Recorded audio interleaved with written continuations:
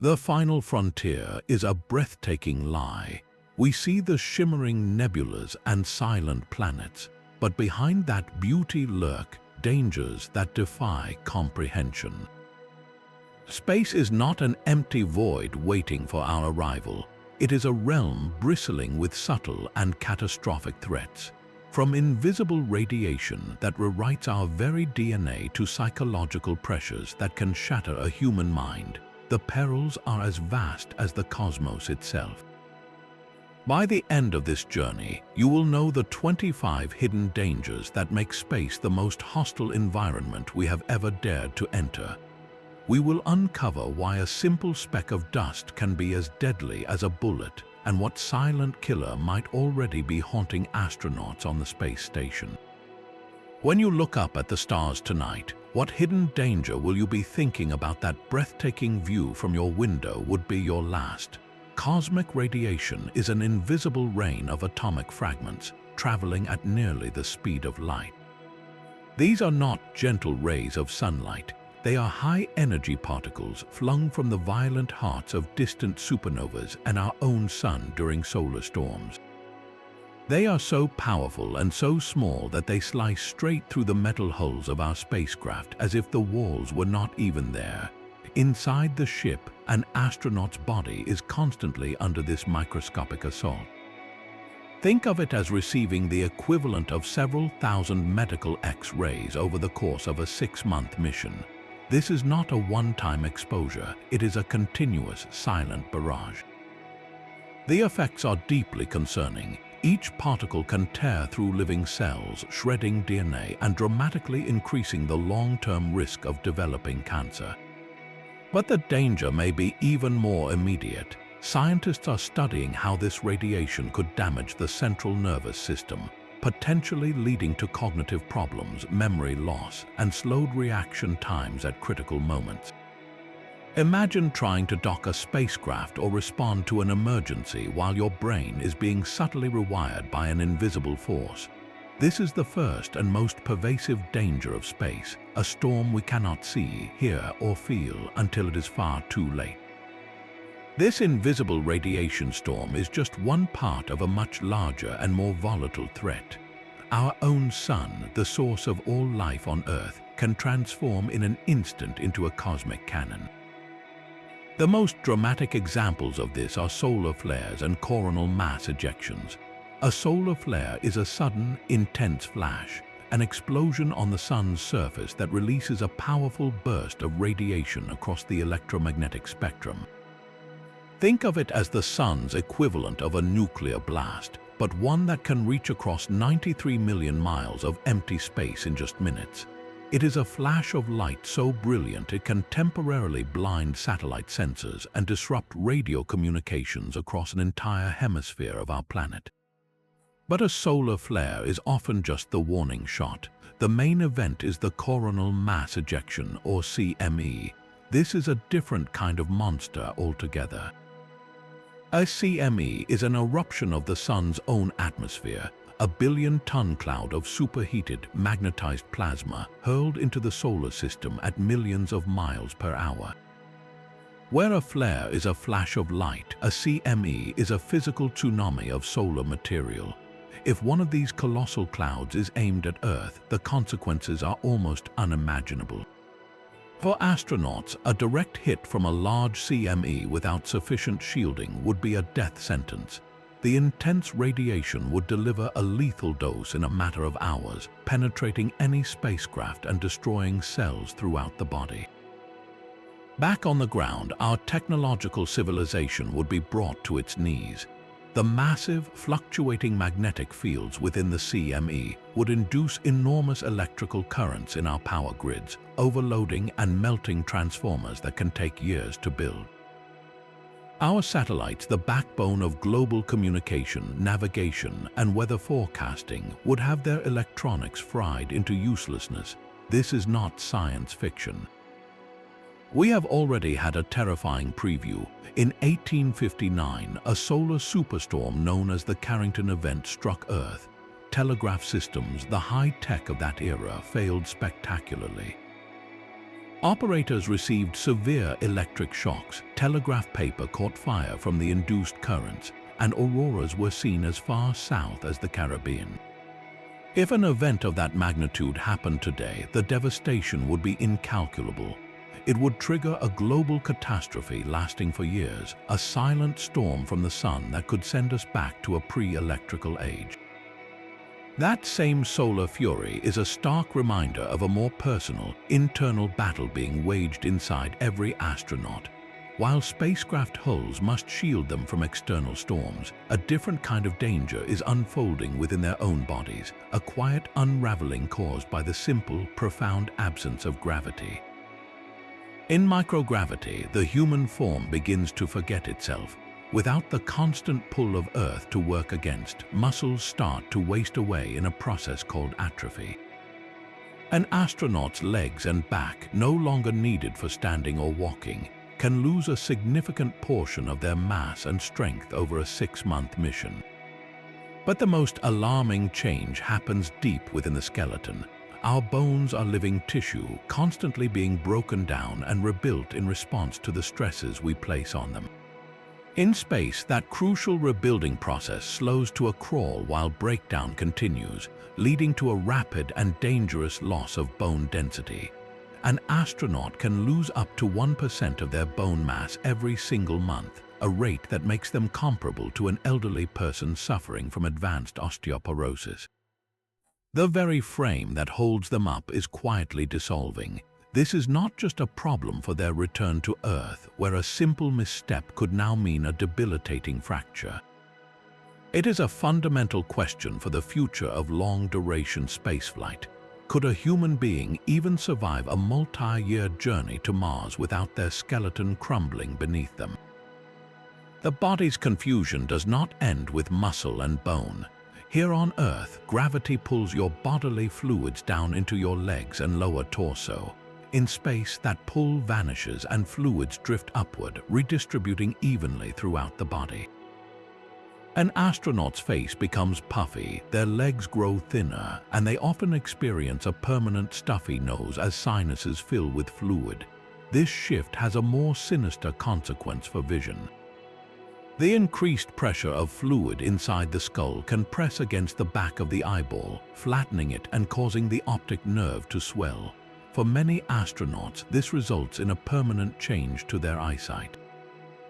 They return to Earth requiring a stronger prescription for their glasses, a direct physical reminder of their time in orbit. The cardiovascular system, too, is thrown into disarray. The heart, no longer fighting gravity to pump blood upward, grows lazy and begins to weaken. It becomes smaller and less efficient, a condition that could pose a serious risk during the strenuous re-entry process or when an astronaut finally steps onto a world with gravity again. This is the silent, daily struggle aboard the International Space Station. It is not a dramatic battle against alien monsters, but a relentless campaign against the body's own decay. Every single day, astronauts commit hours to intense exercise, strapped into specialized treadmills and resistance machines, fighting to trick their bodies into believing they are still on Earth. They follow strict diets and undergo constant medical monitoring. The station itself is a living laboratory where we are learning how to counteract these effects, testing everything from advanced medications to artificial gravity concepts. The success or failure of these quiet experiments will determine if we can ever truly become a spacefaring species, or if the human body itself is the final, most formidable barrier to the stars. While astronauts battle the silent decay of their own bodies, a storm of our own making whirls around them just outside the hull. A growing shell of orbital debris now encircles our planet, a chaotic graveyard of human ambition. This is not a collection of large, recognizable objects, but a cloud of countless fragments, from defunct satellites the size of a school bus to discarded rocket stages, shattered bolts, and even tiny flecks of paint. Each piece, no matter how small, becomes a hypervelocity projectile in the vacuum of space. A single chip of paint, traveling at 17,000 miles per hour, can strike a spacecraft window with the force of a bowling ball dropped from a several-story building. The danger is not just from one or two pieces, but from the sheer, overwhelming number. Space agencies currently track over 30,000 objects larger than a softball, but that is only the visible tip of the iceberg. Estimates suggest there are over 100 million pieces of debris smaller than a centimeter, each one capable of causing catastrophic damage to sensitive equipment or a spacesuit. This creates an environment where every mission, from the International Space Station to a new communications satellite, must constantly navigate a microscopic minefield. The most terrifying prospect is not a single collision but a chain reaction. This scenario has a name: Kessler syndrome. Imagine one collision between two large, derelict satellites. That impact does not just create two pieces of wreckage, it creates thousands of new fragments, each one now a potential weapon. Those thousands of pieces then dramatically increase the probability of further collisions, which in turn generate even more debris. This cascade could, in theory, reach a tipping point where low Earth orbit becomes so densely packed with shrapnel that it is effectively unusable. A single runaway chain of events could slam the door on spaceflight for generations, trapping us on Earth beneath a shield of our own shattered technology. The International Space Station regularly performs maneuver to dodge larger tracked objects, a constant dance to avoid catastrophe. This is a ticking time bomb we built ourselves, and the clock is counting down with every new satellite we launch into the crowded sky. That orbiting shrapnel is not the only invisible killer waiting in the void. Space itself is a realm of absolute thermal extremes, a place without any middle ground. There is no air to gently distribute warmth or carry heat away, meaning an object is either brutally scorched in unfiltered sunlight or plunged into the deep freeze of shadow. A metal plate facing the sun can reach temperatures hot enough to boil water, while the side in shadow just inches away becomes colder than liquid nitrogen. This is the daily reality for every spacecraft, probe, and astronaut suit. The surface of our own moon provides the most dramatic example of this punishing cycle. During the 2-week-long lunar day, the ground bakes under the sun's rays with temperatures soaring to 270 degrees Fahrenheit, hot enough to fry electronics and severely burn human skin in an instant. Then, when the long night falls, the very same location plummets to 290 degrees below zero, a cold so profound it can make metal as brittle as glass. Surviving these swings is one of the greatest engineering challenges of space exploration. A spacecraft cannot simply be insulated like a thermos. It must have an active thermal control system, a kind of technological circulatory system that constantly manages its internal temperature. These systems use a network of pipes filled with coolant fluid to carry excess heat away from sensitive electronics and human occupants. The heat is then radiated out into space through large, wing-like panels painted white to reflect sunlight. For the parts of the spacecraft that must face the sun, engineers deploy highly reflective blankets made of materials like gold or aluminum, while the shaded sides are wrapped in layers of dark, insulating foam. A single failure in this delicate balance, a punctured coolant line or a damaged radiator, can spell doom. Too much heat building up inside would cook the crew and fry the computers, while a rapid loss of heat would flash freeze everything in a tomb of ice. This constant battle against the void's indifference is fought with every circuit and every fluid line, a silent war for thermal stability on which every mission depends. The brutal physics of temperature are only half the story of space's hostility. Beyond the extremes of heat and cold lies the true nature of the void, an emptiness so complete it defies our earth-bound instincts. This is the vacuum of space, a near-total absence of pressure and air. If you were exposed to it without a suit, the experience would be nothing like the dramatic explosions you see in movies. Hollywood gets it wrong. Your body would not burst. Instead, a far more insidious and rapid sequence of events would unfold. First, the air in your lungs would be violently pulled out. Any attempt to hold your breath would be disastrous, as the pressure difference would rupture your lungs from the inside. Then, the moisture on your tongue, in your eyes, and across the surfaces of your lungs would begin to boil. Not from heat, but from the lack of pressure. Here on Earth, water boils at 212 degrees Fahrenheit because the atmospheric pressure is high enough to keep the water molecules together. In the vacuum of space, where there is effectively no pressure at all, your body's fluids would start to vaporize at your normal body temperature of 98.6 degrees. Your saliva would literally bubble away on your tongue.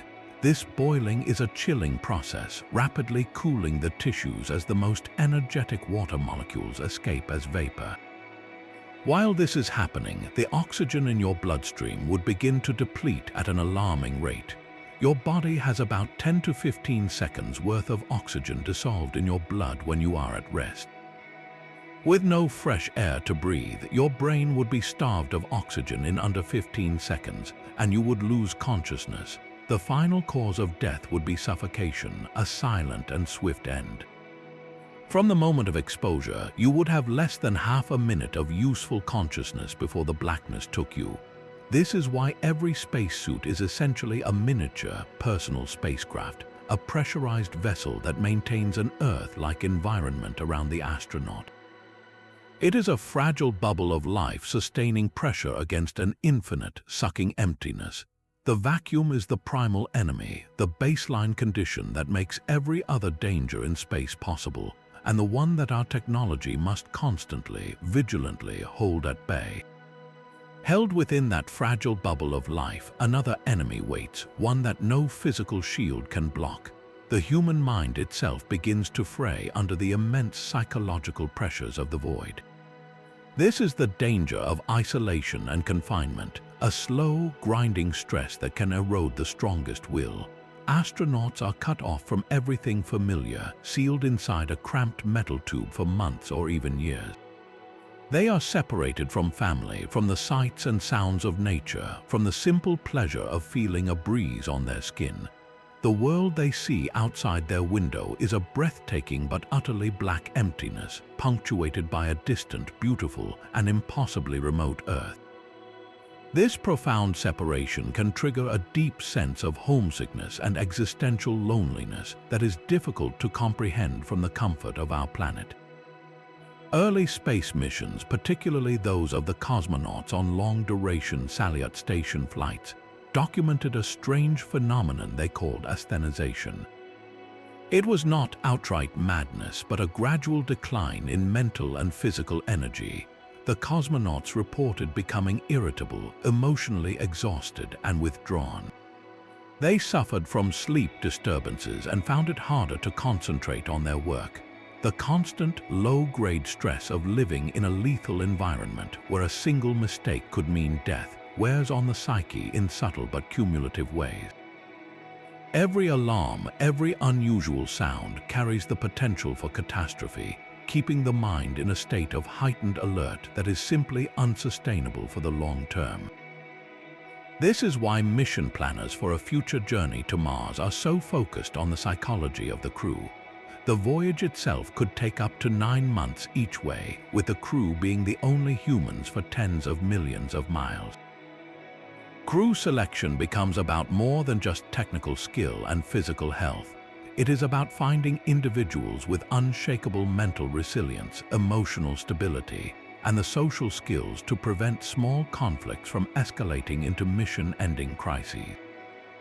Psychological support through regular video conferences with family and dedicated communication with ground-based psychiatrists will be a lifeline. Mission duration will have strict limits, and the design of the spacecraft will need to include private spaces for retreat and communal areas that feel as little like a metal box as possible. We already study this in analog environments on Earth, like scientists wintering over in Antarctic research stations. They experience the same confinement, the same limited social circle, and the same inability to leave. They too report periods of tension, low mood, and cognitive slowdown. In space, these challenges are magnified 1,000-fold by the sheer distance and the ever-present reality that home is not just far away, but hanging in the blackness as a tiny, blue, and fragile reminder of all they have left behind. The success of a mission to another world may ultimately depend less on the power of our rockets and more on the enduring strength of the human spirit trapped inside. That same fragile bubble of life faces a constant, invisible hailstorm.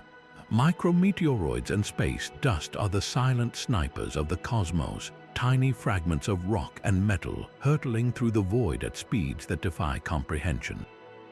These particles travel at an average of 22,000 miles per hour, many times faster than a rifle bullet. At those velocities, a piece of debris no larger than a grain of sand carries the kinetic energy of a bowling ball swung at full force. The result is not a simple dent. When such a particle strikes a spacecraft, the impact is a miniature explosion. The particle and a small part of the hull vaporize instantly in a flash of superheated plasma, blasting a crater many times larger than the original object. This is a hypervelocity impact, and it is an ever-present danger. The windows of the space shuttle, made of thick, fused silica glass, were repeatedly pitted and cracked by these microscopic projectiles. Following each mission, engineers would perform a meticulous inspection, and any window with a crater beyond a certain depth was immediately replaced. It was a routine but stark reminder that the ship's most critical barrier was under constant assault. The threat is not limited to the hull or windows. A single, unlucky strike on a pressurized module could, in theory, lead to a catastrophic decompression. Even more likely is damage to external systems, like the delicate tubing of a radiator or the wiring of a solar panel, either of which could cripple a mission. Every spacecraft, from the International Space Station to the newest satellite, is essentially flying through a perpetual and unpredictable sandblaster, where the next tiny speck of dust could be the one that matters. The silent sniper of micrometeoroids is a danger we can see and measure, but some of the most profound risks in space exploration are completely invisible to the eye. We could inadvertently become the most dangerous contaminant in the solar system, or worse, bring something lethal back home with us. This is the dual threat encapsulated in the principle of planetary protection. On one hand, there is the risk of forward contamination. This is the danger that our spacecraft, no matter how meticulously cleaned, might carry hardy Earth microbes to other worlds. A single stowaway bacterium clinging to a rover's wheel or a lander's leg could survive the journey and proliferate on a place like Mars. The tragedy would not be an alien invasion, but a quiet act of cosmic vandalism. If we later discovered potential signs of life on that world, we would face an agonizing question. Did we find genuine alien biology, or did we simply rediscover our own contamination? We would have forever polluted the very thing we set out to study, ruining a pristine environment before we even understood it. But the more unsettling prospect is backward contamination.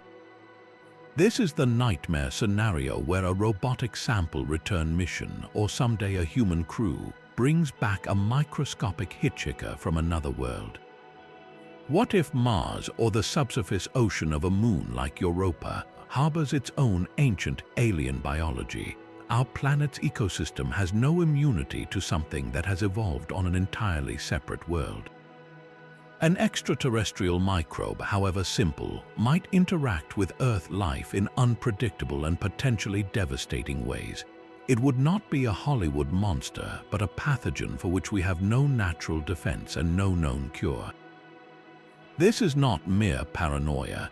During the Apollo program, the astronauts returning from the moon were treated as potential biohazards. After splashing down, they were immediately sealed into special isolation garments. They were then transferred directly into a mobile quarantine facility, a converted Airstream trailer where they lived for 3 weeks. The lunar rock samples themselves were handled in vacuum chambers by scientists behind glass, all to ensure that nothing from the moon could escape into our biosphere.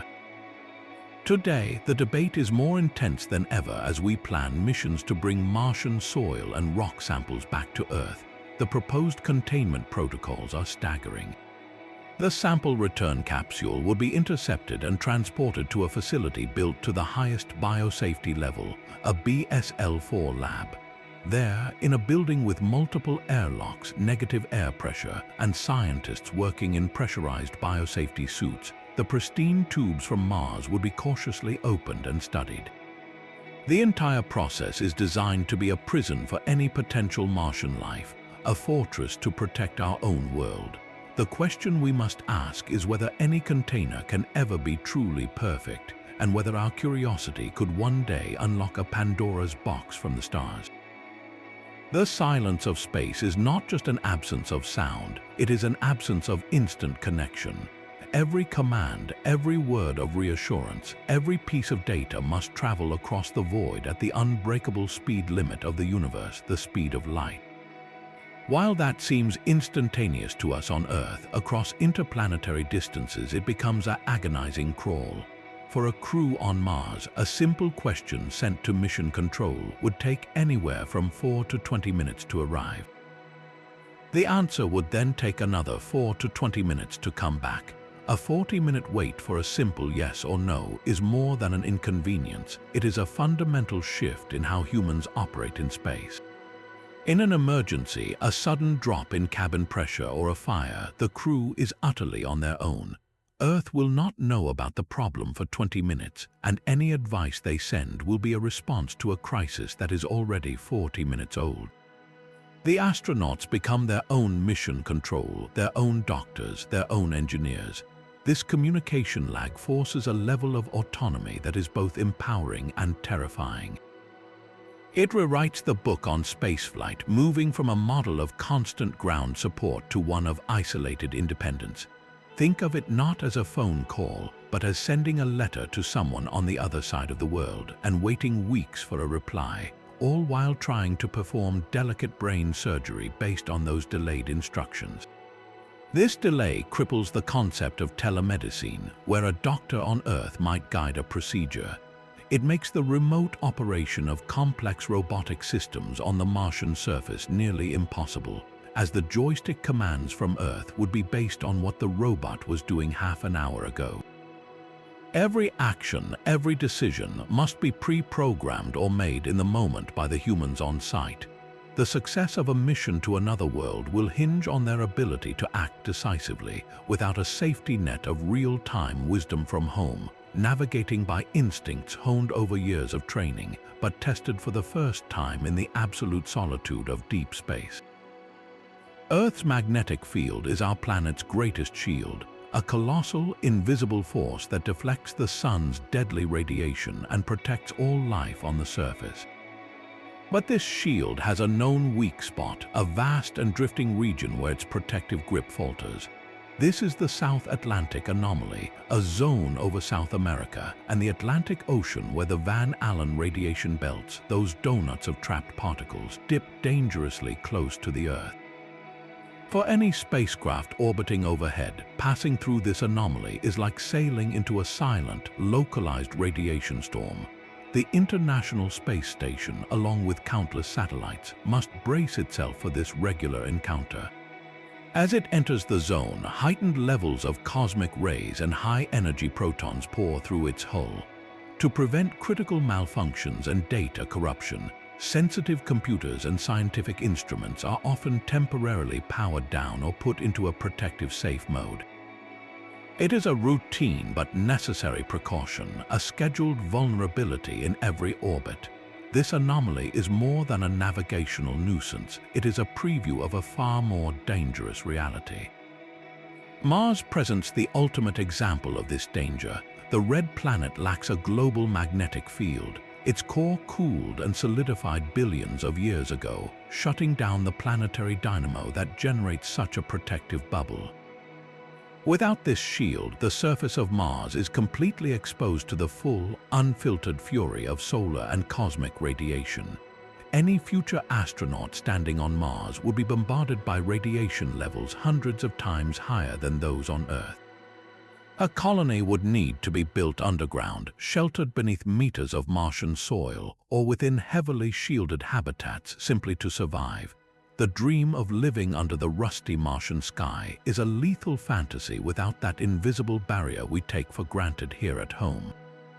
Our own planet's weak spot serves as a constant reminder that the safety of a magnetic field is a rare and precious commodity in the cosmos. Even the highest orbits are not a perfect escape from Earth's grasp. The planet's atmosphere, while vanishingly thin hundreds of miles up, still exerts a faint, persistent pull. This is the danger of orbital decay, a slow and inevitable surrender to gravity. The physics is a constant, gentle braking action.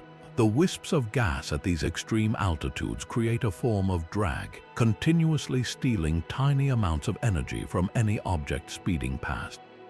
Over time, this microscopic friction adds up, causing a satellite or space station to lose speed, and with that loss of speed comes a loss of altitude. The object begins to spiral downward, slowly at first, but then with increasing urgency as it encounters thicker layers of the atmosphere. For a massive structure like the International Space Station, which orbits at around 250 miles up, this is a daily reality. Without constant intervention, the station would eventually succumb to this drag, plunging toward a fiery end. To counteract this, the station must perform regular reboost maneuvers. Visiting cargo spacecraft like the Russian Progress or the American Cygnus use their thrusters to gently push the entire complex back up to a higher, more stable orbit. It is a vital housekeeping task, a periodic lift to keep the station from falling out of the sky. The real peril emerges when this decay goes unchecked. An uncontrolled re-entry is one of the most unpredictable events in spaceflight. As a large object like a defunct satellite or an old rocket stage plummets into the denser atmosphere, the friction generates immense heat, creating a blazing fireball. While most of the object vaporizes, some pieces are often robust enough to survive. Fuel tanks, thrusters, and other heavy components can make it all the way to the ground. The world received a dramatic lesson in this danger in July of 1979. NASA's massive Skylab space station, abandoned and with no way to boost itself, began its final, tumbling descent. As engineers struggled to predict where the debris would land, the event became a global media spectacle. Skylab ultimately broke apart and scattered its wreckage across a remote area of Western Australia, but the event underscored a terrifying reality. Had its path been just slightly different, those several tons of twisted metal could have rained down on a populated city. Every uncontrolled re-entry of a large object is a calculated gamble, a reminder that the dangers of space do not always stay in space. They can quite literally crash into our world. That uncontrolled descent is a terrifying final act, but it is one born from a simple and preventable cause. A spacecraft's ultimate deadline is not marked by time, but by the dwindling supply of its lifeblood, propellant. Every maneuver, from the slightest tweak in orientation to a major course correction, consumes this precious fuel. Once it is gone, the ship is utterly at the mercy of orbital physics, a ghost ship adrift in the void. A communications satellite that runs out of fuel cannot maintain its precise position, drifting uselessly and becoming space junk. A probe on its way to another world cannot slow down to enter orbit, instead sailing silently past its target into the endless dark. For a crewed mission, the stakes are infinitely higher. Running out of fuel means being stranded with no way to return home, a fate almost too horrifying to contemplate. The most famous brush with this nightmare was the Apollo 13 mission. After an oxygen tank exploded, the crew was forced to use the lunar module as a lifeboat. But that small lander had only a limited supply of fuel in its descent engine, fuel that was now critical for a single, desperate maneuver. They had to fire that engine to swing around the moon and put themselves on a trajectory back to Earth. It was a one-shot opportunity. Had that burn failed, or had they miscalculated the amount of propellant needed, the astronauts would have been locked in a permanent, widening orbit around Earth, a monument to human ambition with no way home. Every drop of fuel was accounted for with agonizing precision, and its successful use is what saved their lives. This is why mission planning is a masterpiece of predictive mathematics. Engineers calculate the exact amount of propellant needed for every planned maneuver, then add a substantial margin for errors, unexpected course corrections, and emergencies. Yet even that safety buffer has its limits. The dream of in-space refueling, of creating orbital gas stations, remains a formidable technical challenge. Propellants, especially cryogenic ones like liquid oxygen that are kept at incredibly low temperatures, are difficult to store and transfer in the weightlessness of space. A simple liquid does not flow from a tank into a hose without gravity. It forms floating, unpredictable globules. Specialized pumps and complex procedures are required, turning what is a simple task on Earth into a high-risk ballet in orbit. Until we master this, every mission carries with it a silent clock, ticking down with every burst from its thrusters, a constant reminder that the path home is paved with a finite and exhaustible resource. The spacecraft's finite fuel supply is a tangible countdown, but its brain is vulnerable to a far more subtle and instantaneous threat. Every modern spacecraft is a flying computer, a network of millions of lines of code controlling everything from life support to navigation. This digital nervous system is under constant, invisible assault. High-energy cosmic rays, the same particles that menace human cells, can also strike a critical microchip.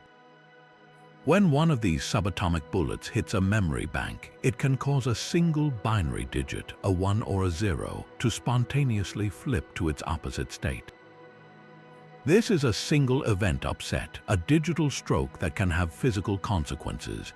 A bit flip in the wrong register could command a thruster to fire at the wrong moment, misinterpret sensor data, or simply freeze the entire system. The Apollo 11 lunar landing provides one of the most famous examples. As Neil Armstrong and Buzz Aldrin descended toward the moon, their computer began sounding alarm codes. A radar unit left on in an unnecessary mode was flooding the computer with more data than it could process. The system was on the verge of crashing at the most critical phase of the mission. It was only through the quick thinking of flight controllers and the robust design of the software, which prioritized critical landing functions, that the computer managed to reset itself and the landing proceeded. That was a software overload, but a random bit flip could have triggered an identical crisis.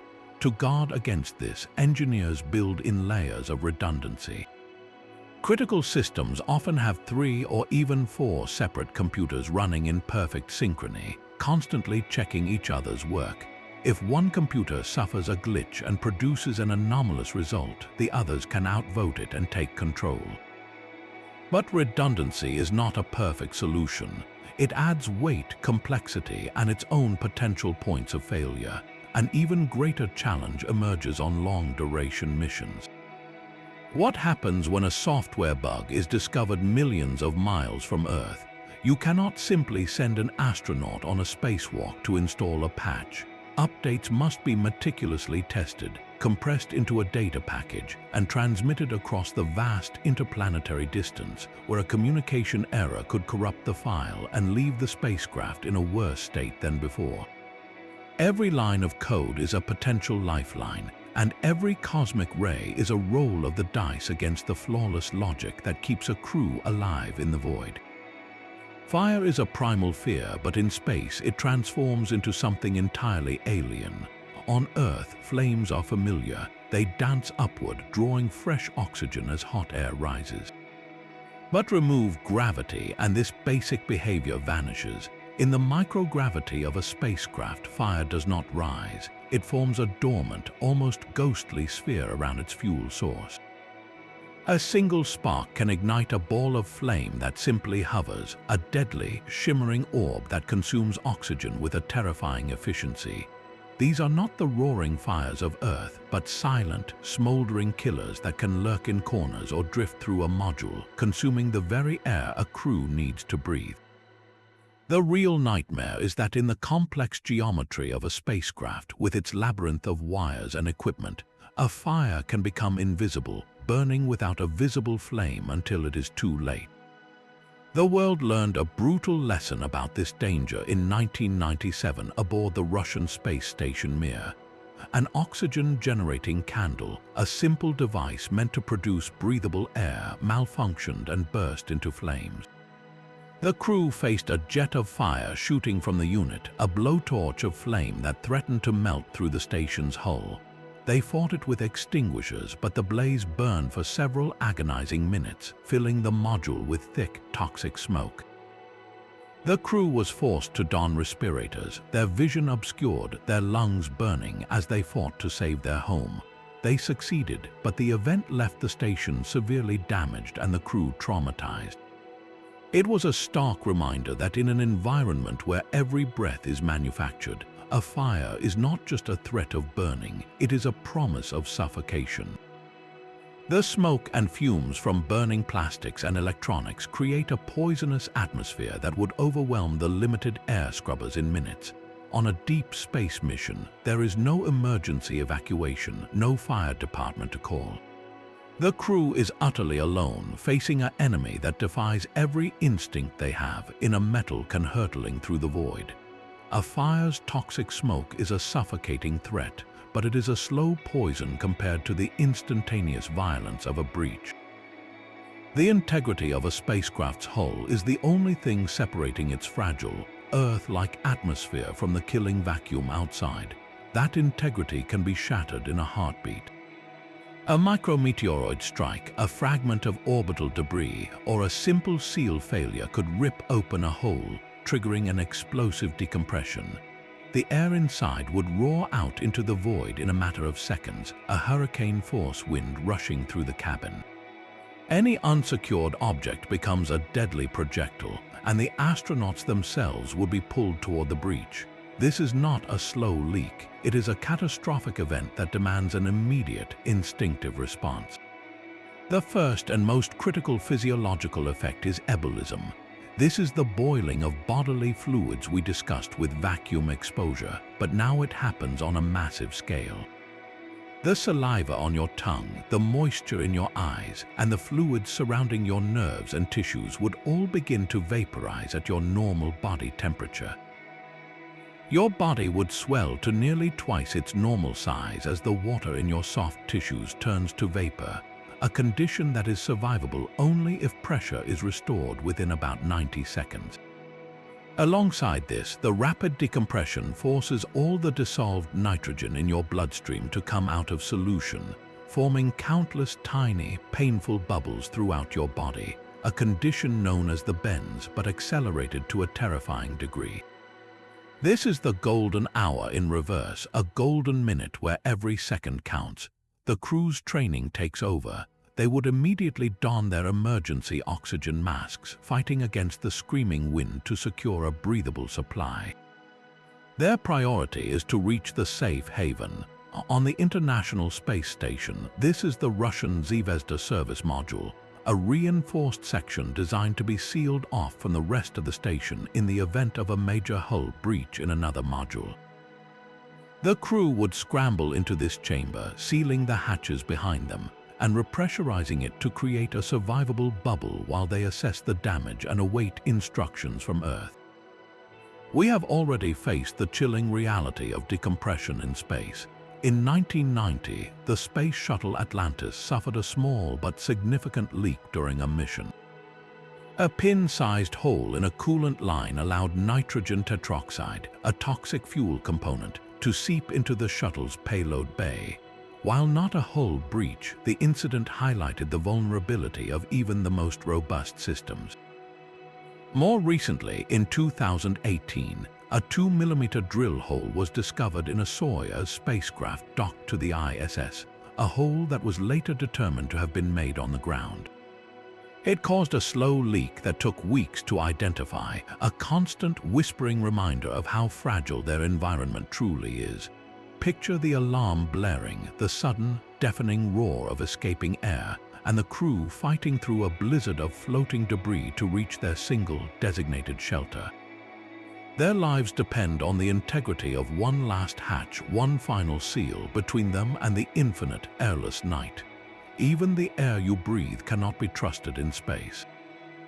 Within the sealed metal walls of a spacecraft, the atmosphere is a carefully balanced artificial creation, and that balance is terrifyingly fragile. The danger is not just a lack of oxygen, but the silent, creeping accumulation of poisons.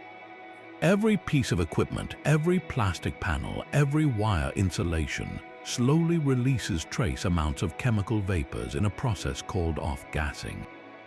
These are not smells you would necessarily notice, but over time, in a completely closed loop, they can build up to dangerous concentrations. A new experiment brought on board could leak a solvent. A malfunctioning battery might overheat and release toxic fumes. The complex air scrubbing systems that remove carbon dioxide and other contaminants could themselves fail, allowing an invisible tide of poison to slowly fill the cabin. The most infamous example of this threat occurred on the Apollo program, years before a crew ever flew. During a ground test for the Apollo 1 mission, a pure oxygen atmosphere at high pressure filled the command module. A single spark from faulty wiring ignited the flammable interior, and the fire spread with explosive speed. While this was a fire, it was the atmosphere itself that became the fuel and the killer. The tragedy forced a complete redesign of spacecraft cabins, shifting to a safer, two-gas mixture of oxygen and nitrogen, and replacing flammable materials with self-extinguishing alternatives. But the threat of a toxic atmosphere did not end there. On the space shuttle, crews occasionally reported strange odors, often described as a burnt or electrical smell, that would appear after a thruster firing or when new equipment was activated. Each time it triggered an immediate investigation. Was it just harmless off-gassing, or was it the first sign of an electrical fire about to erupt? The human nose became a primary, albeit unreliable, detection instrument. Today, the International Space Station is equipped with an advanced network of sensors that constantly sample the air, monitoring for dozens of potential contaminants, from ammonia used in the cooling systems to mercury that might leak from an instrument. If a chemical spike is detected, alarms sound, and the crew must consult a massive handbook that details every possible contaminant and the specific procedure to deal with it. They might need to don protective masks, isolate a module, or activate backup scrubbers. This is a daily, unseen battle for purity. The air you breathe is your most immediate environment, and in space, that environment is manufactured, monitored, and perpetually one malfunction away from turning against you. Every breath of air inside a spacecraft is a testament to our control over a hostile environment, but that control extends far beyond the hull. Navigating the void between worlds is a high-stakes game of celestial billiards, played across millions of miles where a single mathematical error can be a death sentence. The cosmos offers no road signs, no landmarks in the conventional sense. A journey to Mars is not a matter of pointing your ship at the red planet and firing the engines. You are aiming for an empty point in space, a future location where your ship and your target will arrive at the same precise moment. The slightest navigational drift, an error as small as a fraction of a degree at the beginning of the voyage, can cause you to miss your destination by hundreds of thousands of miles, sailing past in a silent, eternal flyby. This is the terror of getting lost in deep space, a fate of slow, cold isolation. The tools for this precise dance are incredibly delicate. Star trackers take pictures of the star fields and compare them to an internal map, acting as a cosmic compass to determine the ship's orientation. Gyroscopes or inertial measurement units track every tiny rotation and acceleration. But these systems are not perfect. They suffer from minuscule errors called drift, where the readings slowly become less accurate over time, a gradual accumulation of lies that must be constantly corrected. The ultimate correction comes from Earth through the deep space network. Giant radio dishes listen for the spacecraft's faint signal, using the Doppler shift and signal delay to triangulate its position and velocity with breathtaking accuracy. But what happens when that communication is cut off, or when the ship's own brain is fed flawed data? History provides a chilling answer. The Mariner 1 probe, destined for Venus in 1962, had its mission end just 293 seconds after launch. A single missing hyphen in its guidance computer software, a typo in the code, caused the computer to receive incorrect steering signals. The rocket began veering erratically off course, and the range safety officer had no choice but to send the destruct command. A multi-million-dollar mission, a vehicle built to explore another world, was obliterated because of one tiny, absent punctuation mark. This is the brutal reality of space navigation. It is a discipline of absolute perfection where the math must be flawless and the machines must execute it without error, because the cost of a single mistake is not just failure, but vanishing forever into the endless dark. These treacherous zones of trapped radiation are a permanent feature of our planet's near-space environment.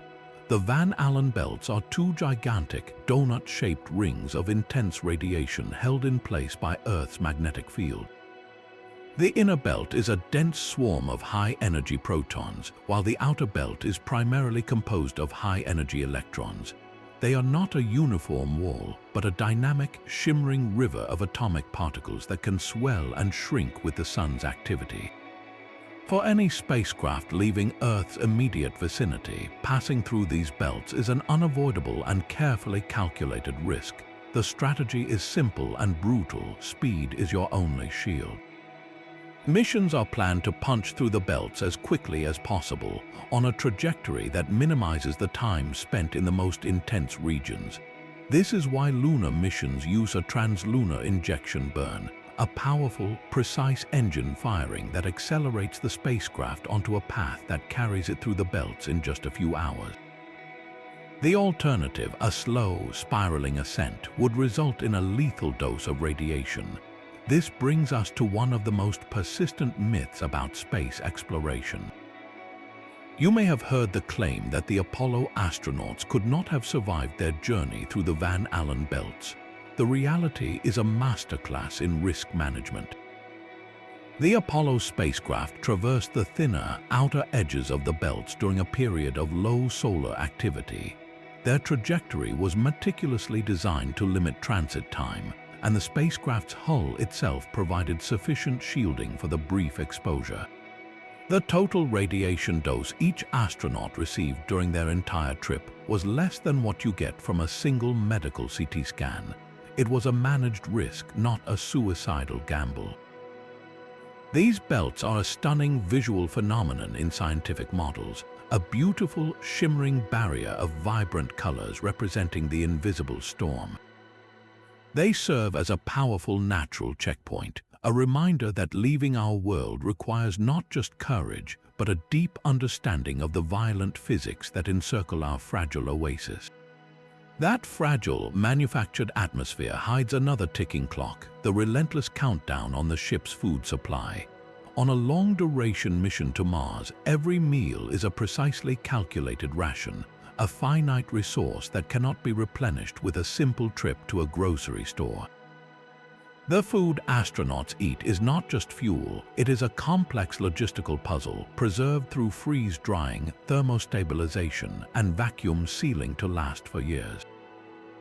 Yet even this high-tech packaging has its limits. A single pinhole breach, a failed seal, or an unexpected temperature fluctuation could lead to spoilage, ruining a critical portion of the crew's sustenance. The threat of microbial contamination is even more sinister, where a hidden mold or bacterium could silently spread through food stocks, leading to illness that would cripple a crew millions of miles from any hospital. But the danger is not merely physical. Imagine eating the same pre-packaged meals day after day for 9 months straight. The psychological weight of a monotonous diet is profound. Food is one of our deepest sources of comfort and cultural connection, a small piece of home. When that becomes a repetitive chore, morale can plummet. On the International Space Station, the arrival of a fresh cargo ship with new fruits and vegetables is a moment of pure joy, a psychological lifeline. For a Mars mission, that lifeline does not exist. A broken supply chain is not just an inconvenience, it is a death sentence. If a resupply mission from Earth were to fail, or if the crew's own food supply was compromised by spoilage or contamination, there would be no rescue. They would face the slow, grueling reality of starvation in the void. This is why research into sustainable food production is so critical. Scientists are developing advanced hydroponic and aeroponic gardens, systems that can grow fresh greens and vegetables using nutrient-rich water mist and LED lights, providing not only vital nutrition, but also a priceless psychological boost from tending living plants.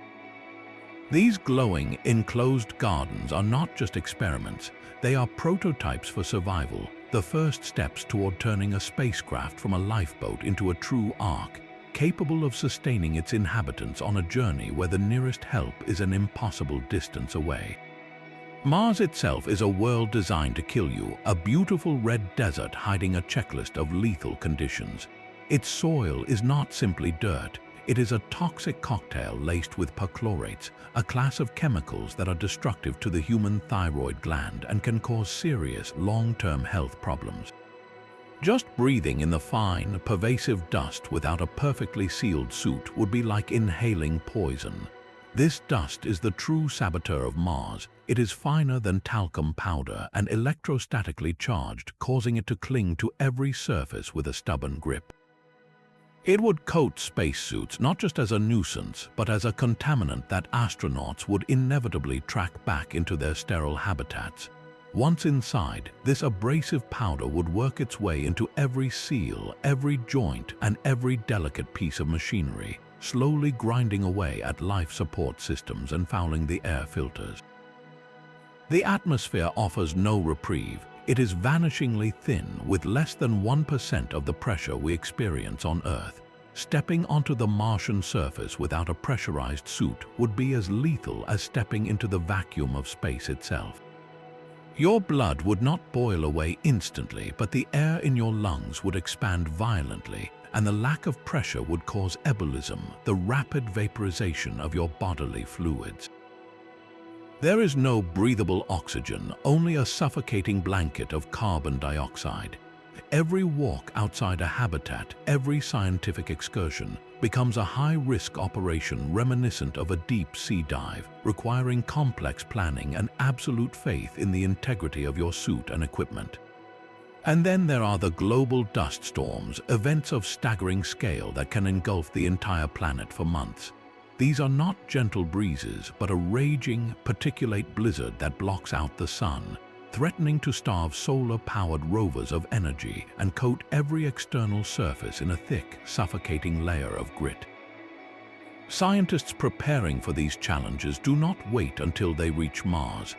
They work in analog environments right here on Earth, in places like the barren, red landscapes of Hawaii or the Utah Desert. They live in simulated habitats for weeks or months, testing airlocks, dust mitigation protocols, and new suit designs in conditions that mimic the Martian nightmare. They are rehearsing for a reality where the very ground beneath their feet is hostile, where the air is poison, and where survival depends on a perfect, unbroken barrier between themselves and the world outside. The human body's quiet unraveling in space does not stop upon returning to Earth. While muscle and bone can be rebuilt with time and therapy, scientists are discovering that some changes are far more profound, rewriting an astronaut's biology at the most fundamental level and accelerating the aging process itself. Recent studies of astronauts who have spent nearly a year aboard the International Space Station reveal startling genetic shifts. The protective caps on the ends of our chromosomes, called telomeres, naturally shorten as we age.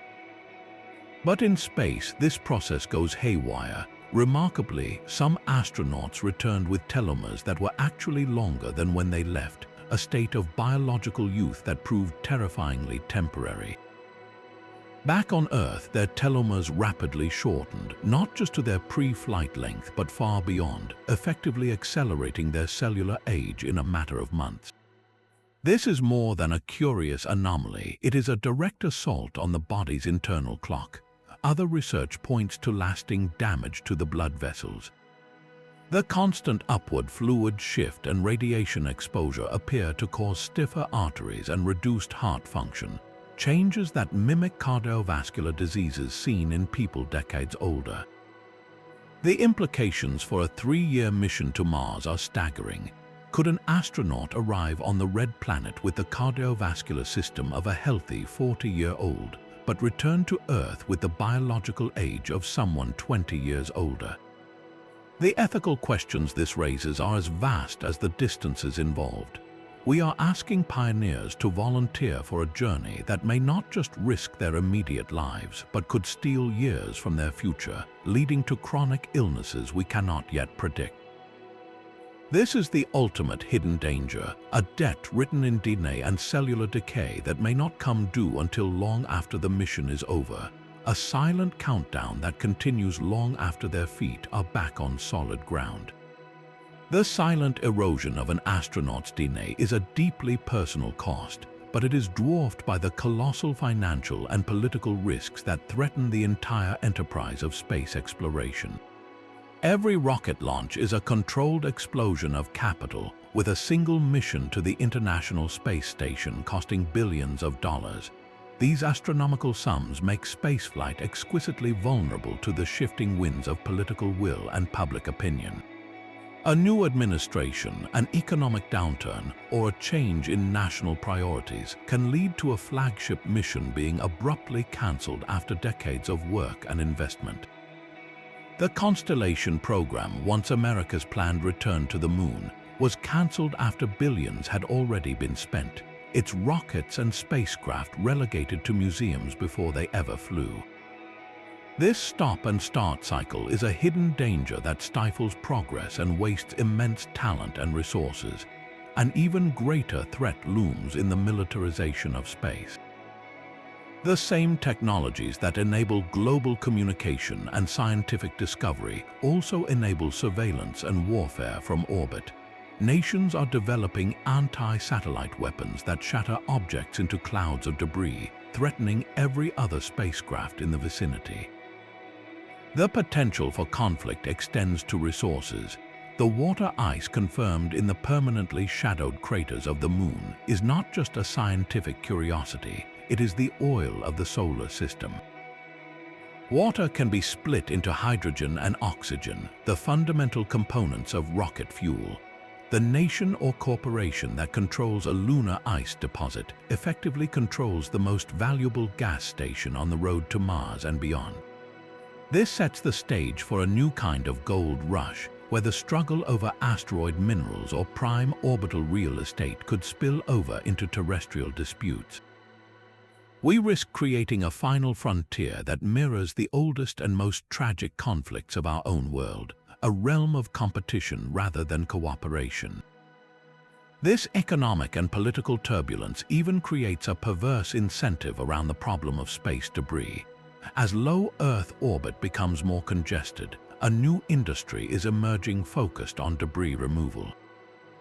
While this is a necessary service, it creates a dangerous feedback loop. The more debris we create, the more valuable the service of cleaning it becomes, potentially reducing the urgency to prevent its creation in the first place. The greatest danger is that we will repeat our terrestrial mistakes on a cosmic scale, allowing short-term profits and national rivalries to sabotage the peaceful and sustainable exploration of the stars before it has even truly begun. Beyond the ledger of known dangers lies a far more unsettling category, the threat of the completely unknown. We have mapped the perils of radiation and decompression, but what if the universe holds surprises that defy our current physics? Consider the hypothetical danger of microscopic black holes. These are not the gravitational monsters that swallow stars, but theoretical specks, perhaps no larger than an atom, left over from the Big Bang. If one were to pass through our solar system and drift near a spacecraft, Its immense density could wreak havoc. It would not suck the ship in, but its powerful gravitational pull would create intense tidal forces, potentially shredding the vessel's structure from the inside out as it passed straight through. This is a danger so speculative it borders on science fiction, yet it reminds us that our models of reality are incomplete. This leads to the profound silence encapsulated by the Fermi paradox. If the universe is so vast and old, teeming with billions of potentially habitable worlds, then where is everybody? The great silence itself is a danger. One chilling answer is that there exists some kind of great filter, a universal obstacle that prevents life from progressing to the stars. This filter could be a common, unavoidable catastrophe that befalls all advanced civilizations, perhaps a technology they inevitably discover that leads to their self-destruction. The danger for us is that we might not yet have encountered this filter.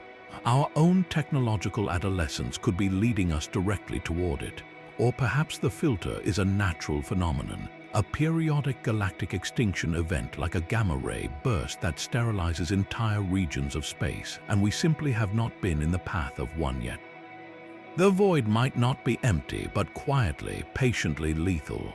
What if our first conclusive contact with another intelligence is not with a biological species, but with their ancient autonomous technology? A dormant, self-replicating probe, left over from a civilization that died out millions of years ago, might still be following its programming.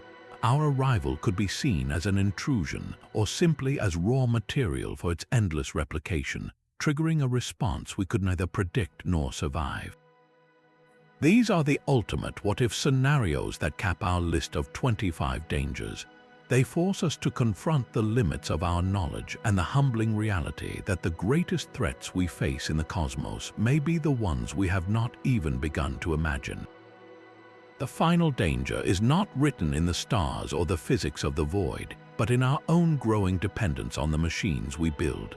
As our spacecraft become more advanced, they also become more automated, managing navigation, life support, and even complex docking procedures with a precision no human hand could match. This incredible convenience hides a creeping vulnerability, the slow atrophy of essential human skills. Imagine a future Mars crew, descendants of a generation that has always flown with computers as their co-pilots. What happens when a cascade of failures, a solar flare-induced bit flip, or a simple software bug disables their primary systems? Suddenly, the crew must manually calculate a trajectory burn, interpret raw sensor data, or pilot their craft using only visual cues and fundamental physics, skills that have grown rusty from disuse. This is not a new fear. In aviation, concerns about automation dependency have been studied for decades. Pilots trained to rely on autopilot can experience a degradation of their manual flying abilities, a phenomenon sometimes called de-skilling. In the critical seconds following an automation failure, that rustiness can mean the difference between recovery and disaster. The balance between human and machine is a delicate one in the high-stakes environment of space, where there is no safe runway for an emergency landing. This is why, despite the brilliance of our computers, astronauts still spend countless hours in simulators, rehearsing for every conceivable failure. They practice docking the spacecraft by hand, navigating using star charts as a backup, and running through complex malfunction procedures until their responses become instinct. These simulations are not just training, they are a vital form of cognitive maintenance, a deliberate effort to keep the human element sharp and in the loop. Our machines are magnificent tools, but they must remain tools, not crutches.